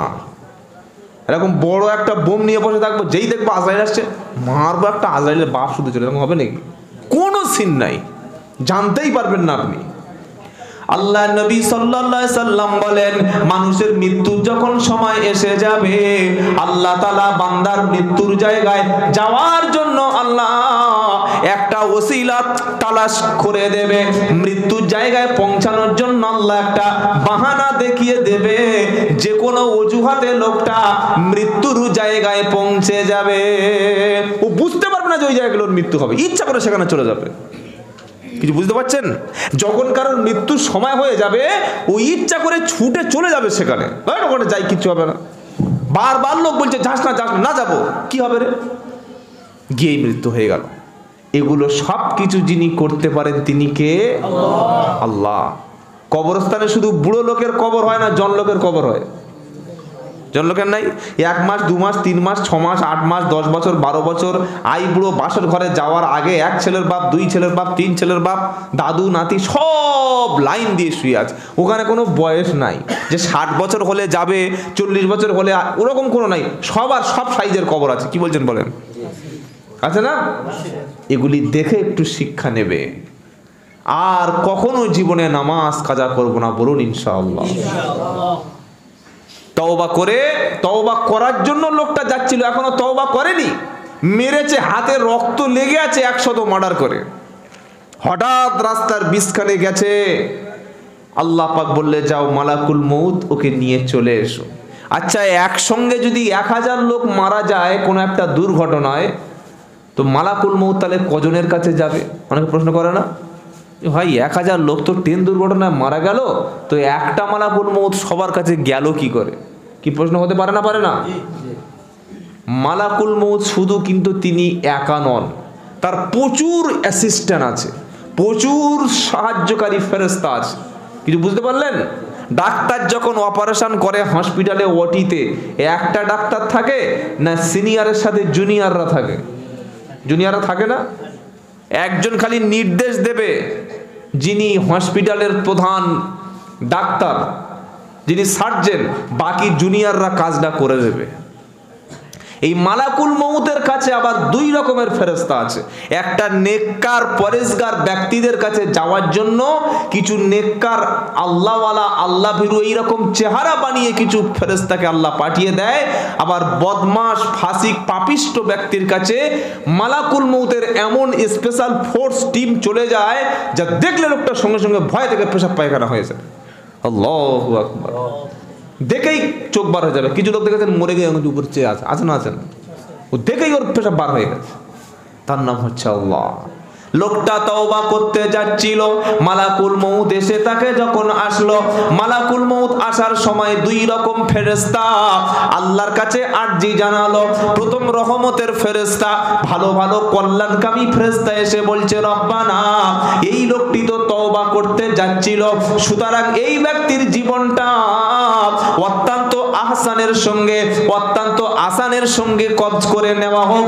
পাপিষ্ট ব্যক্তিদের যে ফেরেশতা কবজ করে, জান হত্যা করে, পাপিষ্ট ফেরেশতার পাপিষ্ট ব্যক্তির কাছে ফেরেশতা যাওয়ার জন্য অনুমতি চাইলো।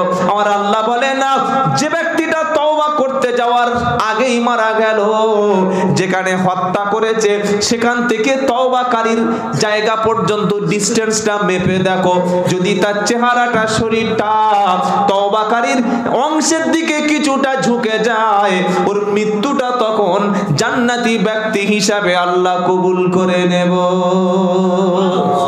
জোরে বলুন সুবহানাল্লাহ।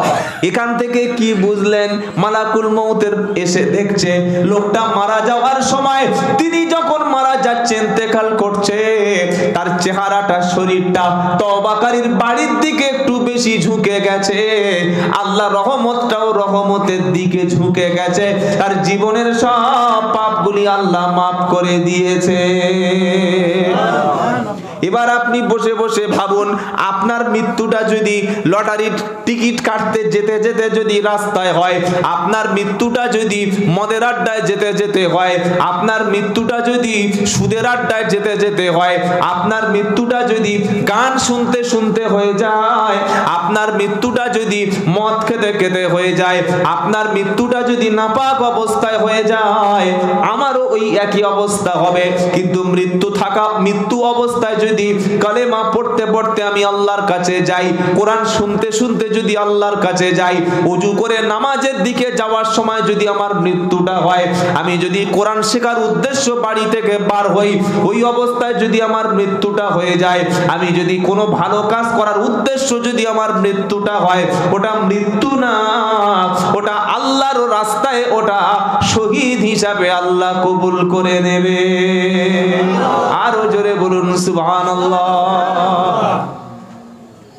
কোন পথে গিয়ে আপনি মরছেন, আল্লাহ ওই ব্যাপারটা জাস্টিফাই করে দেখবে। সারা জীবন আমরা চেষ্টা করে যাব আল্লাহর সঠিক পথে যেতে, মনে থাকবে ইনশাআল্লাহ। 100 মার্ডার করেও তার পাপগুলো ক্ষমা করলেন কে? আল্লাহ। তওবা পাপ করে দ্রুত যে ব্যক্তি ফিরে আসে, সঙ্গে সঙ্গে ফিরে আসে, এই ব্যক্তির কোনো পাপ আল্লাহ রাখে না। বলুন সুবহানাল্লাহ। ইন্নামাত তাওবাতু আলাল্লাহি লিল্লাযীনা ইয়ামালুনাস সুআ বিজাহালাতিন সুম্মা ইয়াতুবুনা মিন করিব ফাউলাইকা ইয়াতুবুল্লাহু আলাইহিম ওয়া কানাল্লাহু আলীমান হাকীমা। সূরা নিসার 17 নম্বর আয়াতে আল্লাহ পাক শোনাচ্ছে, তার জন্য আল্লাহ তওবাটা কবুল করবে। আল্লাহ পাক তার জন্য অবশ্যই ক্ষমাশীল হবে। যে ব্যক্তি ভুল করেছে, করার পরে ভুলটা বুঝতে পেরে সাথে সাথে নিজেকে ফিরিয়ে এনেছে, যখন বুঝতে পারলো এই রাস্তাটা শয়তানের রাস্তা, যখন বুঝতে পারলো যে খাবারটা আমি খেতে চলেছি এটা হারাম খাবার, এ খাবার খাওয়া যাবে না, যখন বুঝতে পারলো যে পোশাকটা পরেছি এ পোশাকটা পরে মরলে কখনো নবীর সাথে জান্নাতে যাওয়া যাবে না। যখন বুঝতে পারলো আমি যেভাবে ব্যবসা করে মাল কামাচ্ছি, ওইভাবে মাল কামিয়ে ব্যবসা করলে দুনিয়ায় সম্পদ হবে, কিন্তু আখিরাতে জাহান্নাম থেকে বাঁচা যাবে না, এটা ভুল বুঝতে পেরে লোকটি যখন তওবা করে ফিরে আসবে, আল্লাহ পাক বলছে সাথে সাথে তওবা করে ফিরে আসবে যারা, আমি আল্লাহ পাক তাদের জন্য ক্ষমাশীল হয়ে যাব। সকালবেলা ঘুম থেকে উঠে সন্ধ্যা পর্যন্ত সারাটা দিন যেন আল্লাহর নাফরমানির মধ্যে না যায়, আল্লাহর শুকরিয়া, আল্লাহর কৃতজ্ঞতা করতে করতে আমরা দিন যেন যাপন করতে পারি, বলুন ইনশাআল্লাহ। যদি কোনো ভুল হয়ে যায় সঙ্গে সঙ্গে তওবা করব ইনশাআল্লাহ, বলেন।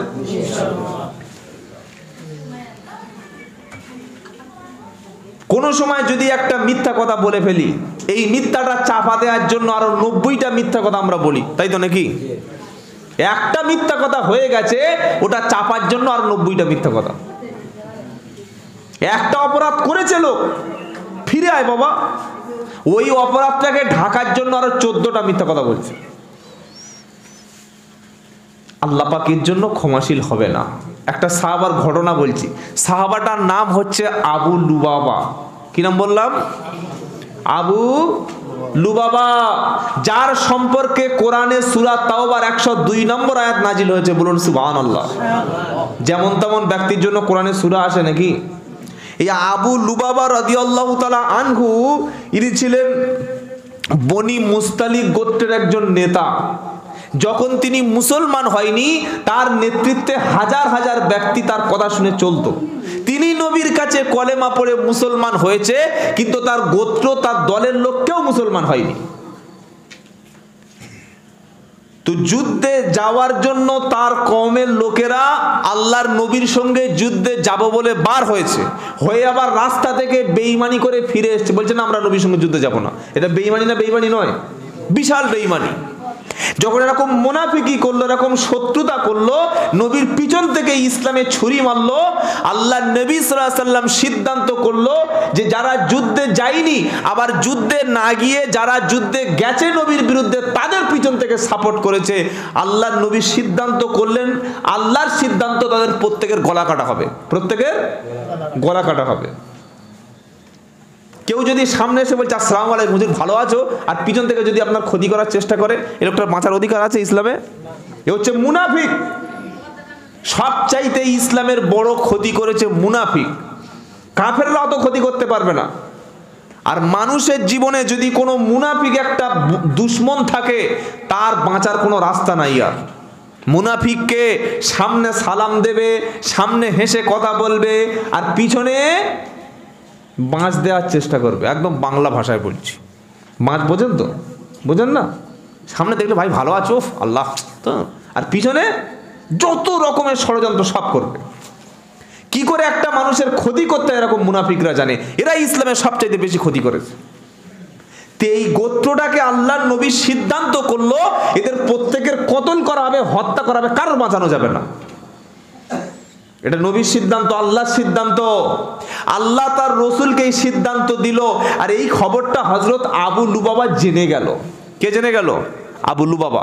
নবী বললেন শোনো সাহাবারা, ওই যে গোত্র যাদেরকে বন্দী করা হয়েছে, যারা ইসলামের সঙ্গে এসে যুদ্ধে যাবে বলে ইসলামের যুদ্ধে যাওয়ার নাম করে রাস্তা থেকে ভেগে গেছে, আবার পিছন থেকে কাফিরদের সহযোগিতা করেছে, আল্লাহর সিদ্ধান্ত এই মুরতাদ বেঈমানদের গর্দান কাটা হবে। তবে খবরদার, এই খবরটা যেন ওদের কাছে বলবে না। ওদের সবাইকে বন্দি করে রাখা হয়েছে। আবু লুবাবা তাদের নেতা। তো সবাই কাঁদছে, হুজুর কি হবে, ভাই আমাদের কি হবে, আমাদের তো বন্দি করেছে, আমাদের একটু বলুন না, নবী আমাদের কি সিদ্ধান্ত করবে জানি না। আবু লুবাবা শুধু হাত দিয়ে ইশারা করেছে, তোমাদের সিদ্ধান্ত হচ্ছে এইটা। এটা মানে কি? এই যে এটা মানে উড়িয়ে দেবে, গলা কেটে। ওটা বলে ফেলে সাথে সাথে পায়ের তলা থেকে মাটি সরে গেছে। আল্লাহু আকবার। কেন? যে আল্লাহ রসুল তোমাকে নিষেধ করেছে যে কখনো এই সিদ্ধান্তটা কোনো কাফের যেন না জানতে পারে, ইসলামের শত্রু যেন সিদ্ধান্ত জানতেই না পারে। ভুল বুঝতে পারলেন এবং ভাবলেন আমি নবীর সাথে বিশাল বড় ধরনের একটা বেইনসাফ বেঈমানি করেছি। সঙ্গে সঙ্গে উনি আর ফিরে আসলেন না বাড়িতে, বিবির কাছে আসলেন না, বাচ্চার কাছে আসলেন না। উনি সাথে সাথে আল্লাহর নবীর মসজিদে নববীতে চলে গেলেন। একটা বড় শিকল নিয়ে হাত দিয়ে শিকল দিয়ে পা হাত বেঁধে দিলেন। আর উনি বললেন, আমি যতক্ষণ পর্যন্ত আল্লাহ পাক তওবা করার সিদ্ধান্ত, ক্ষমা না করার সিদ্ধান্ত নেবে, আমার পাপ যতক্ষণ ক্ষমা না হবে ততক্ষণ পর্যন্ত আমি খাবো না, ততক্ষণ পর্যন্ত এই জায়গা থেকে আমি কখনো বার হব না। আমার মরণ যদি হয় এই জায়গায় হবে, কারণ আল্লাহর নবীর সাথে আমি একটা বড় খেয়ানত করেছি।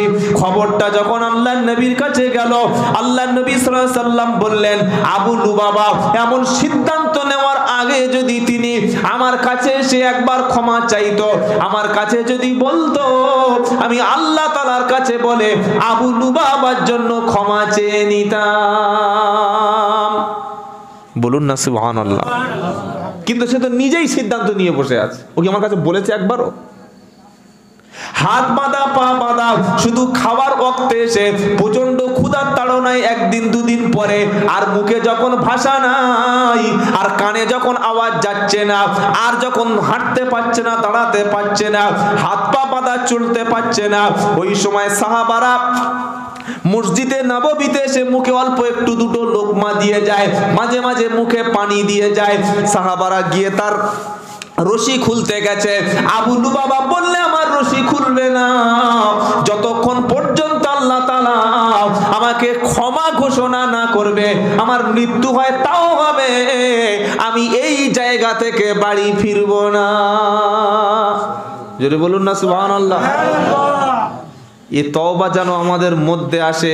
কোনো গুনাহ করে আগে ছুটে মসজিদে চলে যাব, আল্লাহকে অপরাধ করেছি, তোমার বাড়িতে এসেছি, তোমার ঘরে এসেছি, তোমার দরবারে এসেছি, তুমি মাফ করে দাও, এটা মসজিদে বলে আল্লাহকে রাজি করে তবে ঘরে ফেরার দরকার ছিল। লটারির টিকিট কেটে কিংবা মিথ্যা বলে, সুদ খেয়ে, জেনা করে যারা গোটা জিন্দেগিটা নষ্ট করে দিয়েছি, আগে মসজিদে ঢুকে প্রথমে আল্লাহকে রাজি করব। কাকে রাজি করব? আল্লাহকে। আল্লাহ যদি রাজি হয়ে যায়, আর পৃথিবীর কেউ রাজি না থাকলেও চলবে। আর আমার আল্লাহ যদি আমার উপরে রাজি না থাকে, গোটা পৃথিবীর সবাই রাজি, কোনো দাম নাই। এক সপ্তাহ হয়ে গেল, আবু লুবাবার জন্য তখনও পর্যন্ত কোরআনের আয়াত নাজিল হলো না। অবশেষে আল্লাহর নবী সাল্লাল্লাহু আলাইহি সাল্লাম আম্মা জান হাফসা রাদিয়াল্লাহু তাআলা আনহার বাড়িতে সেদিন নবীজি থাকার পালা ছিল। হঠাৎ নবীজি ঘুম থেকে উঠে তার মুখে হাসি দেখতে পাওয়া গেল। আম্মা জান হাফসা রাদিয়াল্লাহু তাআলা আনহা বললেন, হে আল্লাহর নবী, আপনি হঠাৎ করে হাসলেন কেন? কারণ বুঝতে পারলাম না। আমার নবীজি বললেন, হাফসা, এই মাত্র আল্লাহ তাআলা কোরআন শরীফের মধ্যে ওহী নাজিল করে জিবরাইলকে দিয়ে আবু লুবাবার ক্ষমার ঘোষণাটা তিনি দিয়ে গেছে। জোরে বলো সুবহানাল্লাহ। এটা শোনার পরে তখনও পর্দার আয়াত নাজিল হয়নি। আম্মা জান হাফসা রাদিয়াল্লাহু তাআলা আনহা ছুটে এসে তিনি ওই আবু লুবাবার হাতের এবং পায়ের শিকলটা খুলতে এসেছে। যেহেতু পর্দার আয়াত নাজিল তখনও হয়নি, সেজন্য হাফসা রাদিয়াল্লাহু তাআলা আনহা নবীর স্ত্রী ছুটে এসেছে শিকল খুলতে। সাহাবার আবু লুবাবা বলল, না, আমি পায়ের শিকল আমি তোমাকে দিয়ে খোলাবো না, আমি ততক্ষণ পর্যন্ত পায়ের শিকল খুলবো না যতক্ষণ বিশ্ব নবী আমার কাছে তওবার জন্য ঘোষণা না দেবে। জোরে বলো সুবহানাল্লাহ। আল্লাহ পাকের নবী ওই সময় এসে আবু লুবাবা যে খুঁটিতে বাঁধা ছিল মসজিদে নববীতে, নবীজি নিজে হাতে খুঁটির শিকলগুলো, দড়িগুলো খুলে দিল আর সঙ্গে সঙ্গে কোরআন শুনিয়ে দিল। ও আখারুনা তারাফু বিদুনুবিহিম খালাতু আমালান সালিহা ও আখারা সাইয়্যা আসাল্লাহু আইয়াতুবা আলাইহিম। সূরা তাওবার 102 নম্বর আয়াত। আল্লাহ পাক শোনাচ্ছে, ওই সমস্ত লোকেরা যারা পাপ করার পরে নিজের ভুলটা বুঝতে পেরেছে, কোনো খারাপ কাজের সঙ্গে কিছুটা ভালো কাজ তাদের মিশ্রয় হয়ে গেছে, ওই সমস্ত লোকগুলি যারা নিজের পাপটা স্বীকার করেছে, নিজের ভুলটা যখন বুঝতে পেরেছে, আর কিছু ভালো কাজের সঙ্গে কিছু খারাপ কাজ মিশ্রণ করেছে, ভালোর সঙ্গে কিছু খারাপ কাজ ছিল, তবে ভুল যখন বুঝতে পেরে তওবা করেছে, আল্লাহ পাক তার জীবনের সমস্ত গুনাহগুলি তিনি মাফ করে দিয়েছেন। নবী সাল্লাল্লাহু আলাইহি সাল্লাম আবু লুবাবার শিকলটা সেদিন হাত থেকে খুলে দিল। এই আয়াতটা যখন আবু লুবাবা কোরআন শরীফের তেলাওয়াত করতেন, তিনি কাঁদতেন আর বলতেন, আল্লাহ তাআলা আমার শানে সূরা তাওবার আয়াতটা নাজিল করে আমাকে পাপ মোচন করার ও ক্ষমার ঘোষণা দিয়েছে। অপরাধ করে কখনো কোনো দিন কোনো বড় বড় কথা বলতে না, আমি মদ খাচ্ছি, তোর বাবা গিয়েছে রে। এখনকার ছেলেরা বলে না কাঁচা মদ খাচ্ছে, লোক জিজ্ঞাসা করছে খাচ্ছিস, বলছে আমার বাবার টাকা আমি খাচ্ছি, তোর কিছু বলার আছে? এটা যেন কখনো আমরা না বলি ভাই। বাড়িতে বড় বড় বক্সে গান চলছে, বিয়ের সময় অনুষ্ঠানে 1 জানুয়ারি, লোক বলছে মুসলমান পাড়ায় বড় বড় ছেলেরা গান শুনছি, তোর কি, তোর বাবা গিয়েছে রে, এই বলছে না, বলে না, বলছে। এটা যেন কখনো না করি। প্রকাশ্য পাপ সবচাইতে বড় পাপ। গোপনের পাপ এক জিনিস আর প্রকাশ্য পাপ এক জিনিস। আরো কিছু মানুষ আছে গোপনে পাপ করে মানুষের সাথে বলে বেড়ায়, কিছু বুঝতে পারেননি, পাপ করে গোপনে, এটা আবার লোকের সাথে বলে, জানিস, বললে কি, বললে ওই খারাপ কাজটা করেছি, আমার হিম্মত আছে, তোর হিম্মত আছে? তোর হিম্মত নাই। এই যে গোপনে পাপ করে প্রকাশ্য বলা, এটা সবচাইতে বড় পাপ। আল্লাহর নবী বললেন আল্লাহ পাক সব পাপ ক্ষমা করবে, কেবলমাত্র প্রকাশ্য পাপকারীদেরকে ক্ষমা করবে না। প্রকাশ্য পাপকারী কারা? যারা অন্যায় গোপনে করে প্রকাশ্য বলে বেড়ায়।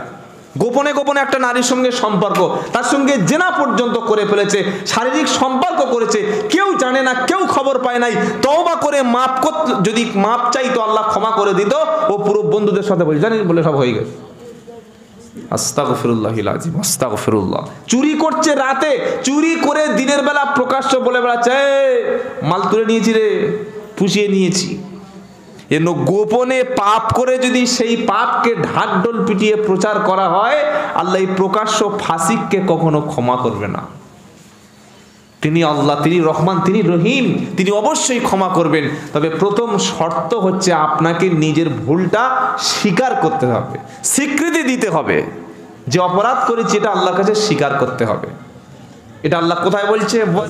ইনশাআল্লাহ। মনের মধ্যে আমাদের হিংসা বিদ্বেষ থাকলে, হিংসা বিদ্বেষ আমরা মন থেকে মুছে ফেলে দেবো, বলুন ইনশাআল্লাহ। নিজেদের ভ্রাতৃত্ব সবসময় মজবুত রাখবেন, কখনো প্রতিবেশীর সঙ্গে ঝামেলা করবেন না। যদি কারোর সঙ্গে ঝগড়াঝাটি হয়ে যায়, আমরা হাতে ধরে পায়ে ধরে ক্ষমা চেয়ে নেব। যত মা এসছেন, যত ভাই এসছেন, আল্লাহ তাআলা সবাইকে আগামী রমজানের সমস্ত রোজাগুলো রাখার তৌফিক দান করে, সকলে বলুন আমিন। আর প্রত্যেকটা ছেলে মসজিদে মক্তব চলে, মোটামুটি সেরকম জোরালো ভাবে না। আচ্ছা আচ্ছা, অবশ্যই ভাইয়েরা, আমাদের যে ছোট ছোট ছেলেরা স্কুলে যায়, অনেকে কলেজ ইউনিভার্সিটি যায়, প্রাইমারি স্কুলে যায়, ওখানে তো কোরআন শরীফ শেখায় না, ওখানে নামাজ শেখায় না, ওখানে ইসলামের কিছুই শেখায় না।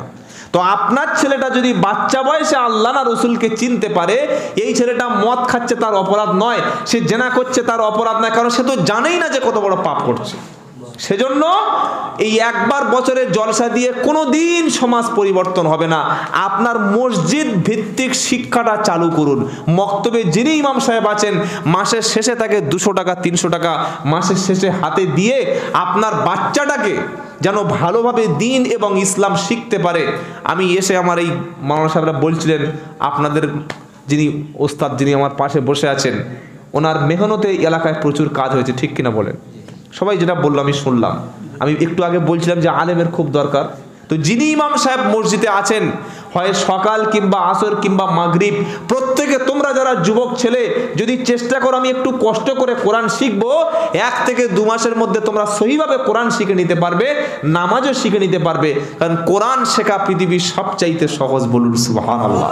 সকলে শিখবে ইনশাআল্লাহ, সকলে 5 ওয়াক্ত নামাজ পড়বে ইনশাআল্লাহ।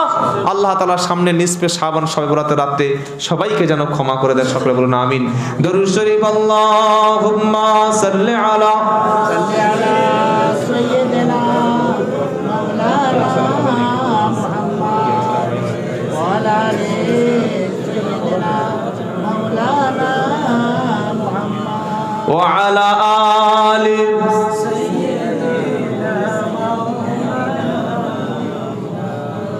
যাই হোক, আপনাদের নিয়ত ছিল ভালো, তাই আল্লাহ তাআলা কিছুটা হলেও আমাদেরকে কোরআন শোনালেন। আল্লাহ যদি আরো কখনো সময় দেয় আমরা আরো বড় বড় ওলামাদের কাছ থেকে কোরআন শুনবো যা কিছু বলেছি আল্লাহ তাআলা যেন আমাদের জীবনে আমল করার তৌফিক দেয়। সকলে বলুন আমিন। এখন দোয়া হবে, আমরা প্রত্যেকে দোয়ায় শরীক হয়ে যাই। আপনি দোয়া করেন। আচ্ছা, আল্লাহুম্মা আমিন। রব্বানা যালামনা আনফুসানা ওয়া ইল্লাম তাগফির লানা ওয়া তারহামনা লানাকুনান্না মিনাল খাসিরিন। রব্বানা আতিনা ফিদ দুনিয়া হাসানাতাও ওয়া ফিল আখিরাতি হাসানাতাও ওয়া কিনা আযাবান নার। রব্বানা লা তুযিগ কুলুবানা বাদা ইয হাদাইতানা ওয়া হাব লানা মিন লাদুনকা রাহমাতান ইন্নাকা আনতাল ওয়াহ্হাব। রব্বুল আলামিন, সন্ধ্যা থেকে কিছু কথা কোরআন হাদিস থেকে তাফসিরুল কোরআন মাহফিল আলোচনা হয়েছে আল্লাহ। তারপরে আপনার সিদ্ধান্ত অনুযায়ী বৃষ্টিপাত হলো। এই গ্রামের যুবক ছেলেরা আলেম ওলামারা কোরআন হাদিসকে ভালোবেসে এই প্রতিকূল পরিবেশের মধ্যে কোরআন শোনার জন্য দীর্ঘক্ষণ বসে বসে আমরা কোরআন শুনেছি আল্লাহ। আয় আল্লাহ তাআলা, যা কিছু শুনেছি সেগুলো আমাদের জীবনে আমল করার তৌফিক দান করে দিন। আদম আলাইহিস সালাম থেকে আজ পর্যন্ত তাম পৃথিবীর মাটির নিচে যত মুমিন মুমিনাত শুয়ে আছে আল্লাহ আপনি সবাইকে মাফ করে দিন।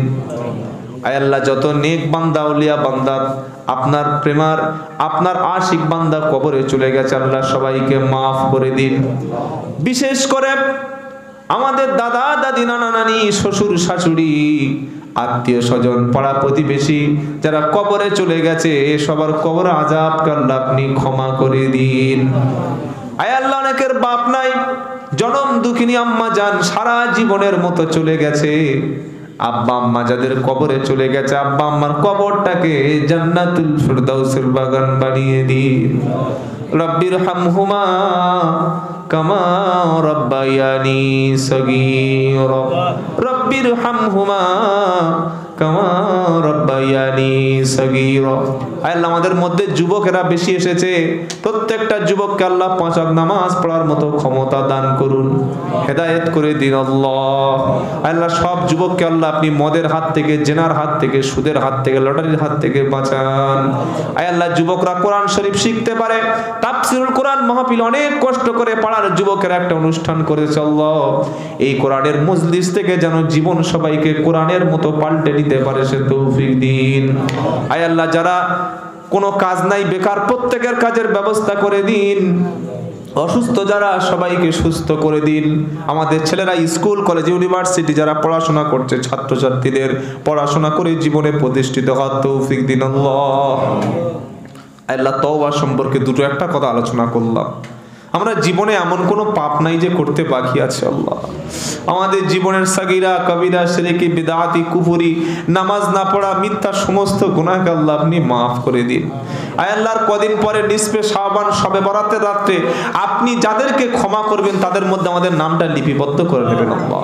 এখানে অনেক মা এসেছেন আল্লাহ, প্রত্যেক মাকে পর্দার সঙ্গে থাকার তৌফিক দেবেন। প্রত্যেক মাকে 5 ওয়াক্ত নামাজ, স্বামীর খেদমত, সন্তানদের দিনের উপরে চলার তৌফিক দেবেন আল্লাহ।